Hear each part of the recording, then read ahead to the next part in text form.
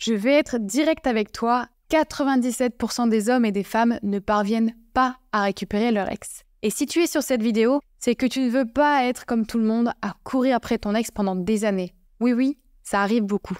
Pour toi, j'ai beaucoup mieux. Car si tu suis à la lettre ce que je vais te dire, tu vas pouvoir décupler tes chances de récupérer ton ex. Et ça, c'est assez cool. Alors, question importante. Quelle est la différence entre une personne qui réussit sa reconquête et une autre qui échoue?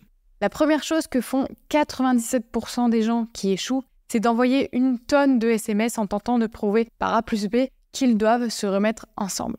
Et spoiler, ça ne marche pas. En revanche, les 3% des personnes qui parviennent à récupérer leur ex, non, ils ne font pas ça. À la place, ils se concentrent sur des questions simples. Qu'est-ce que mon ex a besoin? Qu'attend mon ex de moi? Et surtout, quelle serait la meilleure action que je puisse mettre en place pour me rapprocher de mon ex? Et là, on y est. On est dans le vrai. Et c'est tout bonnement les questions que tu dois te poser avant d'entamer quoi que ce soit avec ton ex. Alors, je vais te prendre à contre-pied. Tu pourrais dire que tu connais ton ex sur le bout des doigts et que tu sais très bien ce qu'il ou elle veut. Alors, je suis d'accord avec toi, c'est vrai, tu connais ton ex mieux que personne. En revanche, je trouve ça plus qu'indispensable de prendre du recul pour bien comprendre les tenants et les aboutissants de la rupture. Donc prends ton temps et réfléchis réellement à ces questions. Parce que je te donne un exemple. Après une rupture, un de mes coachés m'a dit « On a eu beaucoup de disputes ensemble, du coup, je lui ai demandé pardon. Erreur, grosse erreur. » Tu vois, le premier réflexe qu'on peut avoir, c'est de faire table rase sans comprendre ce qui nous pousse à la rupture. Alors, je ne t'en dirai pas plus à ce sujet-là, mais simplement, retiens bien une chose. Mieux tu comprendras les besoins de ton ex, mieux tu agiras et tu développeras tes chances de reconquête. Comprenez? Maintenant, passons au second point. 97% des gens qui échouent dans leur reconquête ont systématiquement le même état d'esprit. Cet état d'esprit, c'est celui de vouloir tout de suite. Il est impensable pour eux d'aller s'endormir dans leur lit sans avoir eu un « je t'aime » de leur ex. Et c'est ce qui s'appelle mal gérer ses émotions.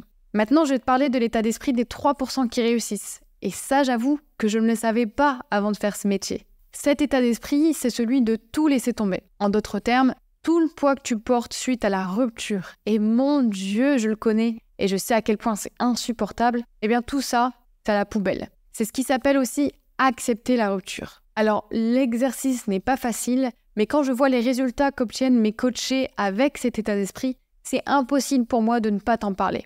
Parce que c'est ici qu'il faut faire table rase, dans son esprit. Accepte que tu as tout perdu avec ton ex. Mets-toi en tête qu'il ou elle ne reviendra jamais. C'est dur, mais après ça, plus rien ne peut t'arriver.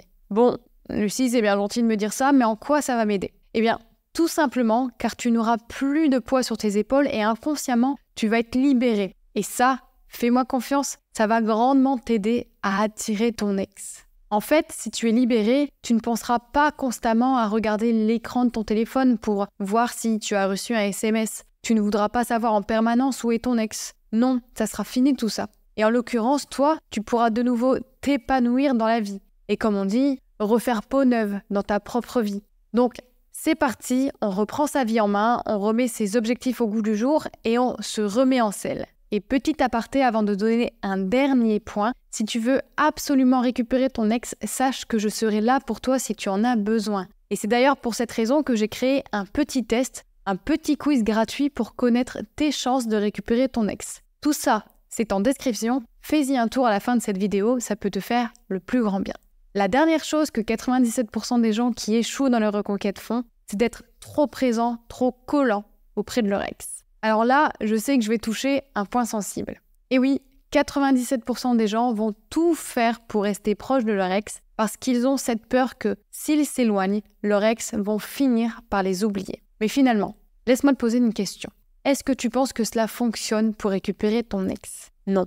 Et oui, au plus tu tentes de t'approcher de ton ex en lui envoyant des messages ou en étant toujours au même endroit, au plus ton ex s'éloignera de toi. Parce qu'il ou elle te verra comme une personne immature et prévisible.